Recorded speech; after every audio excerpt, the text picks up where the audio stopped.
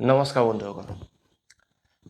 আমাৰ ভাৰতত এটা বহুত ডাঙৰ বিষয়ৰ ওপৰত আজিকালি ডিবেট হৈ আছে। কৰোণা নহয়, কৰোণাটো পুৰণা কথা। লেটেষ্ট হৈছে টিকটক ভাইচেছ ইউটিউব। এতিয়া আপুনি কি ভাবে, কোনটো ভাল? টিকটক ভাল নে ইউটিউব ভাল? সেইটো চবৰে নিজৰ ওপৰত কথা, যোনে যোনটো ভাল পায়, যোনটো ব্যৱহাৰ কৰি ভাল পায়। এতিয়া দুটা প্লেটফৰ্মৰে নিজৰ নিজৰ প্লাছ পইণ্ট আৰু নিগেটিভ পইণ্ট আছে, ভাল আৰু বেয়া দুটাই থাকে। যিহেতু চবৰে থাকে, চব মানুহৰে চব বস্তুৱে থাকে। এতিয়া ব'লক ভিডিঅ'টো আৰম্ভ কৰোঁ।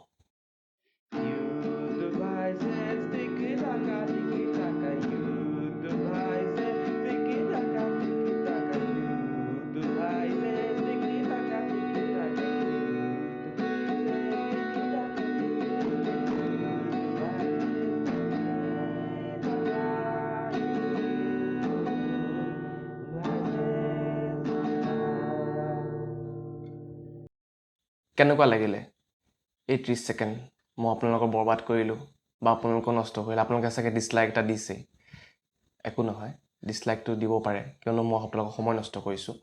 মই এই 30 ছেকেণ্ডটো দিয়াৰ কাৰণ হৈছে যে এনেকুৱা এতিয়া ইউটিউবত বহুত ভিডিঅ' বনোৱা হৈছে য'ত আমাক বাৰে প্ৰতি বুজাই থকা হৈছে কোনটো বেছি ভাল, কোনটো বেয়া, কোনটো ভাল, কোনটো বেয়া। কিন্তু আপোনালোকে চাগে মন কৰিছে আমাৰ ইয়াত একো লাভ নাই আৰু লোকচান নাই। লাভ নাথাকিলেও কিন্তু লোকচান অকণমান আছে, যে আমি এনেকুৱা এটা বস্তুত সোমাই পৰিছোঁ য'ত আমি নোসোমালেও হয়। আজি আমি কওকচোন, আমি যদি ইউটিউবটো বা টিকটকটো নাচালোৱে আমাৰ কিবা লোকচান হ'ব জানো? একোতো নহয়। কিন্তু তথাপিতো আমি সময়টো বৰবাদ কৰি অকণ ভাল পাওঁ। যিহেতু কোৱাৰেণ্টাইনত আছোঁ, লকডাউনো চলি আছে, কৰিমনো কি? সেইকাৰণে টিকটক ভাইচেছ ইউটিউব চাই আছোঁ, সেইকাৰণে ভিডিঅ'বোৰ চলিছোঁ। এতিয়া মই আপোনালোকক 3টা কথা কওঁ। এটাটো হৈছে হোলীৰ সময়ত এটা এপ খুব ফেমাছ হৈছিলে, মানে ভুৱন বাম আৰু আশিষ চঞ্চলানীয়ে খুব প্ৰমোট কৰিলে সেই এপটো, ভিমেড।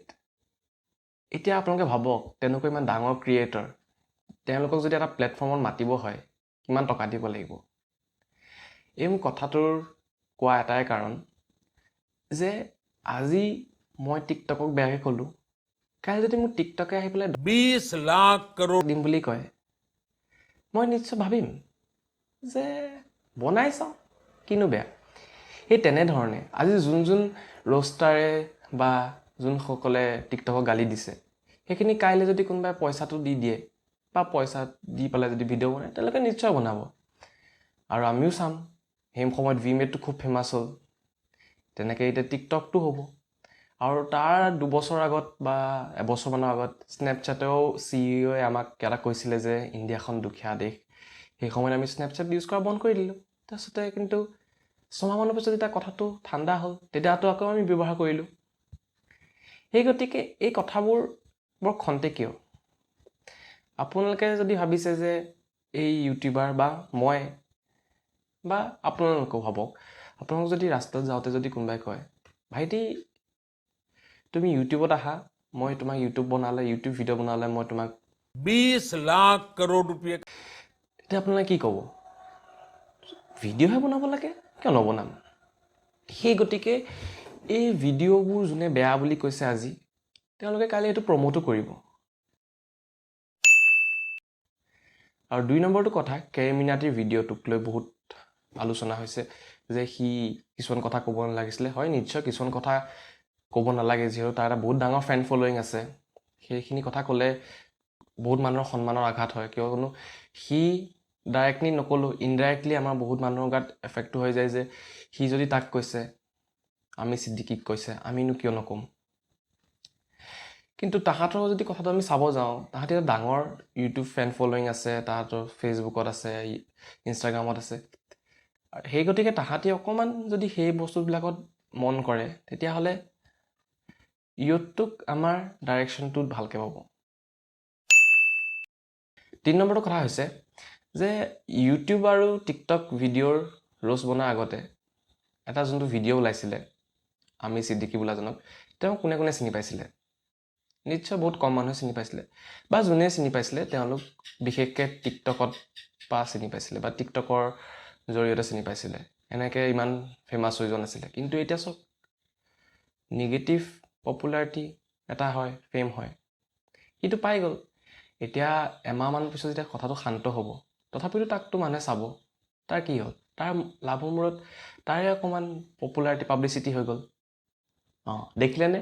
এতিয়া মই কিমান ধুনীয়া ধুনীয়া চেঞ্চিবল কথা কৈ দিলোঁ, অকণমান ধুনীয়া ধুনীয়া কথা কৈ দিলোঁ, ভাল মানুহৰ নিচিনা, অকণমান ডাঙৰ মানুহৰ নিচিনা। এনেকৈও ভিডিঅ' বনাব বহুতে, ভাল ভাল কথা ক'ব। আমি সেইখিনিতো টাইম নষ্ট কৰিম, সময় নষ্ট কৰিম। এই ভিডিঅ'টো বনোৱাৰ মোৰ অইন একো উদ্দেশ্য নাই, দুটাই উদ্দেশ্য আছে।